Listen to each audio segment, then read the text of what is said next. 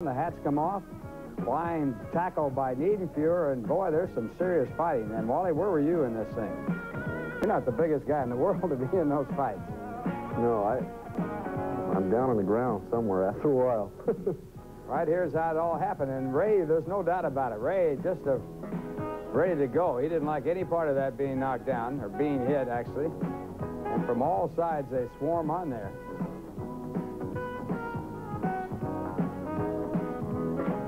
Bruised hand and scratch from the starting lineup. There you take a look at Darrell with both hands taped up, as a matter of one, of course, for the sprained ligament. And so the game starts off with Ken Landreau hitting a home run off his first pitch. He was the second batter in the ball game. And on the mound, Ron Darling, and that puts the Dodgers up by a score of 1-0. Things changed quite a bit after that.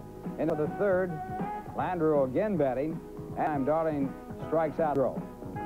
Darling having one of his best strikeout nights ever, using the curveball and also the split-finger fastball to real good success. There's the fastball. That's strikeout number 2 in the inning. That was Steve. Strikeout number 2 in the inning. That was Steve Sachs. Now a tough man to strike out is Bill Madlock, and he strikes out. Keith Hernandez follows a bunt base hit, the first one by the Mets, and Dykstra, who was on first base on the bunt, goes to second, stops there, continues on the third in the air by Mike Marshall. So with runners at first and third, Hernandez at first base, Carter hits a fly ball to deep right field, and the Mets come up with a run right here. And on the play, the tying run scores, and it's a 1-1 ball game as Carter gets an RBI. Right here, a double by Wally Backman down the right field line, and Dykstra coming around, and he had singles, so Dykstra comes in to score, and the Mets take the lead by a score of 2-1. So the Mets leading by a score of 2-1 in the ball game. And this little base hit into left field with the bases loaded puts the Mets up by 2 more, making it a 4-1 ball game.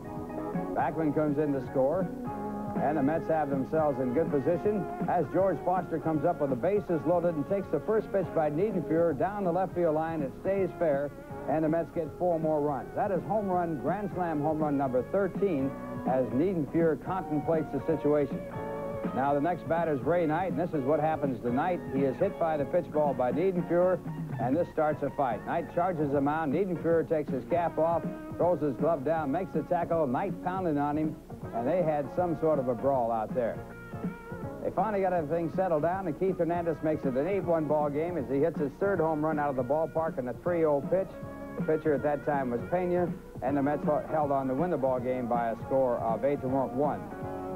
Pena, the pitcher, back in action again after being on the disabled list for over a year.